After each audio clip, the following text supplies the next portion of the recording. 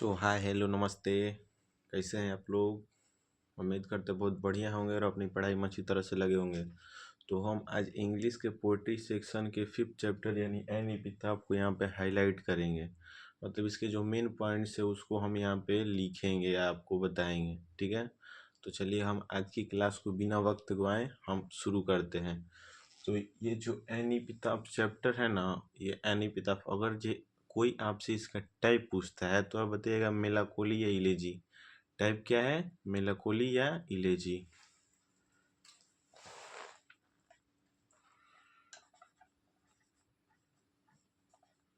मेलाकोली या इलेजी? इलेजी इलेजी। और इसके पॉइंट है वाल्टर डेलामेयर। पोइट कौन है? तो वाल्टर डेलामेयर, पोइट वाल्टर डेलामेयर।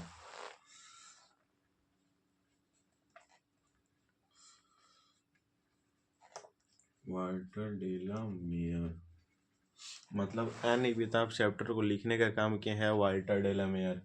और वाल्टर डेलामेयर को ना एक उपाधि मिली है जिससे इनको जाना जाता है, इनको चिल्ड्रन पोइट के नाम से जाना जाता है। किस पोइट के नाम से?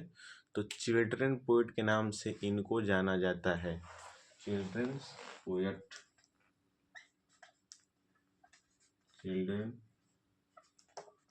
पोएट।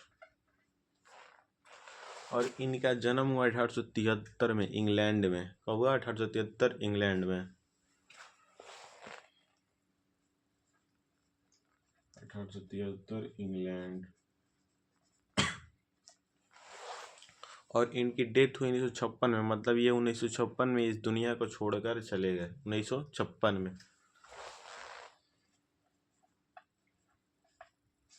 1956 ये डेथ हुई इनकी 1956 में। और जब ये 4 साल के थे ना, जब ये इनकी एज 4 साल हुई तो इनके पिताजी इस दुनिया को छोड़कर चले गए। जब ये 4 साल के हुए तो इनके पिताजी गुजर गए। तो यहाँ पे हो जाएगा ही lost his father at the age of 4। He lost his father at the age of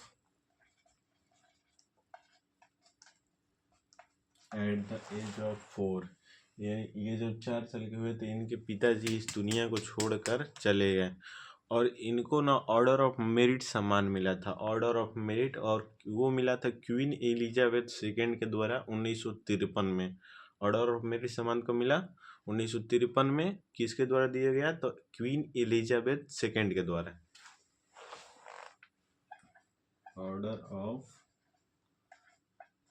order of merit किसके द्वारा दिया गया? तो क्वीन एलिजाबेथ सेकेंड के द्वारा।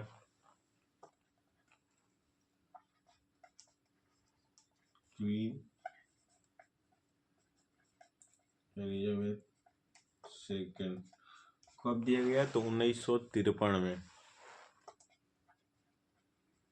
1953 में। इनकी कुछ फेमस वर्क्स हैं जो 2 हैं। इनकी फेमस वर्क 2 हैं जिसका नाम है सॉन्ग्स फॉर चिल्ड्रेन। एक का नाम है सॉन्ग्स फॉर चिल्ड्रेन और दूसरे का नाम है peacock pie. Songs for children and peacock pie. और जितने भी ये जो पोएम है ना जिनमें लास्ट में चिल्ड्रेन आता है वो अधिकतर यहीं लिखे हैं, चिल्ड्रेन पोएट यानी वाल्टर डेलामेयर, ठीक है। इनके फेमस वर्क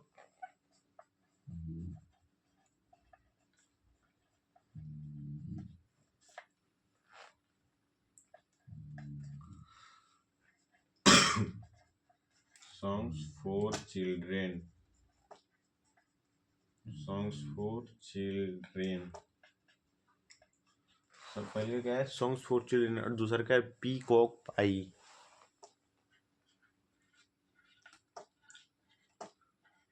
पीकॉक पाई, पीकॉक पर पीकॉक पाई। ये जो एन एपिटाफ चैप्टर है ना, इसमें एक ब्यूटीफुल लेडी के बारे में चर्चा की है। किसने? तो ब्यूटीफुल लेडी। और वो ब्यूटीफुल लेडी, सुंदर युवती कहाँ की है? तो वेस्ट कंट्री की है। कहाँ की है? West country. Beautiful lady,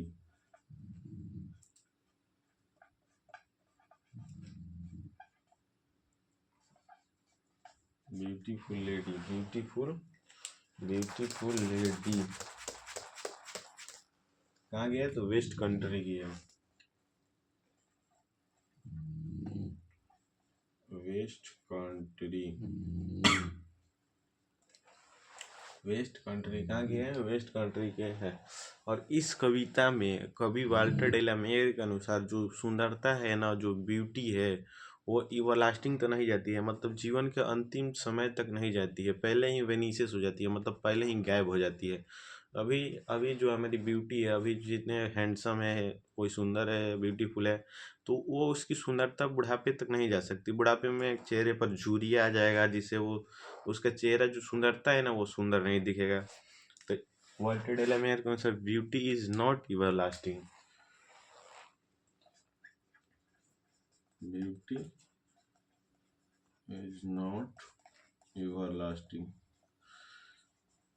everlasting, beauty is not everlasting, beauty is not everlasting. इस कविता में वाल्टर डेलामेयर के अनुसार जो ब्यूटी है ना, वो समय के बीतने के अनुसार वेनिसेस, मतलब गायब हो जाती है। जो सुंदरता है वो हमारे समय के बीतने के अनुसार गायब हो जाती है। इस इस कविता में जो बेस्ट ब्यूटीफुल लेडी है, वो अभी कब्र में जा चुकी है। कहाँ जा चुकी है? तो कब्र में, कब्र में जा चुकी है। कहाँ? ग्रेव में। कब्र का इंग्लिश क्या होता है? ग्रेव।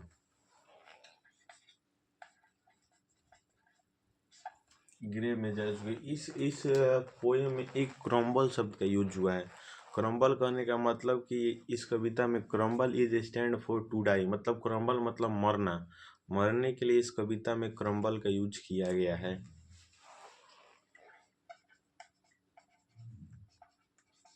क्रम्बल का मतलब to die, to die, crumble का मतलब टू डाई, ठीक है। क्रम्बल का मतलब क्या होता है? To die. ये जो कवि हैं वाल्टर डेलामेयर, ये किस चैप्टर को लिखे हैं? तो एनी पिताब को लिखे हैं। इनका जन्म कब हुआ था वाल्टर डेलामेयर का? तो 1873 में। कहाँ हुआ था? तो इंग्लैंड में। इनकी मृत्यु कब हुई? 1956 में। वाल्टर डेलामेयर को कौन सा कवि कहा जाता है? तो चिल्ड्रेन पोएट। कौन सा कवि कहा जाता है? Children poet. इनको ऑर्डर ऑफ मेरिट कब मिला था? तो 1953 में। किनके द्वारा दिया गया? तो क्वीन एलिजाबेथ सेकेंड के द्वारा। क्वीन एलिजाबेथ सेकेंड के द्वारा। इनके पिताजी किस उम्र में इनको छोड़कर चले गए? मतलब ये कितने साल के थे जब इनके पिताजी गुजर गए? तो 4 साल के थे। 4 साल की उम्र में इनके पिताजी गुजर गए थे, ठीक है। इसका इनके दो फेमस वर्क हैं। पहला का नाम क्या है? Songs for children, songs for children. और दूसरे का नाम क्या है? पीकॉक पाई। अब चलिए हम आपको इस कविता का समरी एनालाइज कराते हैं। समरी, ठीक है, यानी शॉर्ट में बता देते हैं इस कविता में क्या है। तो ये जो कविता है ना, वाल्टर डेलामेयर का जो एनी पिताब लिखे हैं, इस कविता में वो एक दुख, अपने दुख को व्यक्त करते हैं एक लेडी के लिए, जो कहाँ की है? वेस्ट कंट्री की है। कहाँ की है? वेस्ट कंट्री की, जो अभी ग्रेव में है। कहाँ है? ग्रेव में, मतलब कब्र में जा चुकी है। कब्र में जाएगी तो मर ही गए है। इना के सोने के लिए थोड़ी ना जाएगी कब्रवा में, तो मर गई है, जो अभी कब्र में है। कब्र में है। कहाँ है? कब्र में। इस कविता में बताते हैं वाल्टर डेलामेयर कि वो वेस्ट कंट्री की सबसे सुंदर युवती है, ब्यूटीफुल लेडी है इनके हिसाब से। जो वेस्ट कंट्री है वहाँ की सबसे खूबसूरत कोई स्त्री है तो वो है ये लेडी, ठीक है। ये उससे प्रेम करते थे, लेकिन उसको कभी बता नहीं पाए, उसको उसे जाकर बता नहीं पाए। और उसके मरणोपरांत, मरने के बाद उसके जो जहाँ ग्रेव यानी कब्र में दफनाया गया, वहाँ पर जाके ये सब बोल रहे हैं। वो जो वो जो ब्यूटीफुल लेडी है वो कहाँ की है? तो वेस्ट कंट्री की। और ये बताते हैं कि वो बहुत ज़्यादा खूबसूरत है, लेकिन उसको कोई अब याद नहीं करता है। क्या नहीं करता? याद नहीं करता। क्यों याद नहीं करता? क्योंकि जो इंसान है उसको उसके मोरल वर्क के लिए याद किया जाता है, ना कि उसकी सुंदरता के लिए। मतलब मोरल वर्क मतलब नैतिक कार्य, कोई कुछ ऐसा काम करिएगा जिससे आपका नाम रोशन हो जाए, जिससे आपको पूरी दुनिया याद करे, ठीक है। ना कि आपकी सुंदरता के लिए आप बहुत ज़्यादा ब्यूटीफुल हैं और सुंदर है इसलिए आपको याद किया जाए। जब आप बुढ़ापे की तरफ जाइएगा, जब आप बूढ़ा बूढ़ा होइएगा, तो बुढ़ापा में आपका सब झुरी उरी जैसा आ जाएगा। तो उस समय क्या होगा कि आपकी सुंदरता जो है वो वैनिश मतलब समाप्त हो जाएगी, गायब हो जाएगी। ब्यूटी इज वैनिशेस, उस समय आपकी जो सुंदरता है वो गायब हो जाएगी। इसलिए वे कभी कहते हैं कि आप मोरल वर्क यानी नैतिक कार्य कीजिए जिससे आपको कोई याद कर सके। इस कविता में वो बोलते हैं कि जब तक मैं जीवित हूँ मैं तुम्हें याद कर रहा हूँ, लेकिन मेरे मरने के बाद तुम्हें कौन याद करेगा। कह रहे हैं कि जब तक मैं जीवित हूँ, कि जब तक मैं जिंदा हूँ तुम्हें याद कर रहा हूँ, लेकिन जब मैं मर जाऊंगा मतलब मेरी डेथ हो जाएगी तो मेरे अलावा तुम्हें कौन याद करेगा। ठीक है, इसलिए बोलते हैं कि ब्यूटीफुल होने से कुछ नहीं होता है, ब्यूटीफुल होने से आपको कोई याद नहीं करेगा, जबकि आप मोरल वर्क करेंगे तो आपको अधिकतर लोग याद करेंगे। कुछ ऐसा काम अपने देश के लिए करके जाइए या अपनी कुछ जनता के लिए करके जाइए जिससे आपको हमेशा याद रखा जाए। ठीक है, तो ये इसका शॉर्ट समरी था।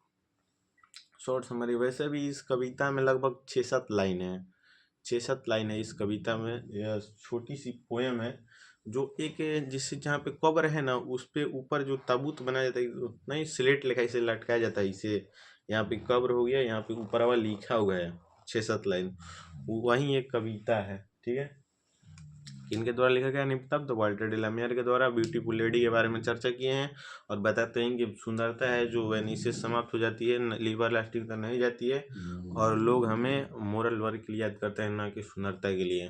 ठीक है, तो चलिए आज का क्लास यहीं पे समाप्त करते हैं। छोटा सा क्लास कैसा लगा आपको बताएं, और अगर अच्छा लगा तो लाइक सब्सक्राइब जरूर करें। धन्यवाद, जय हिंद।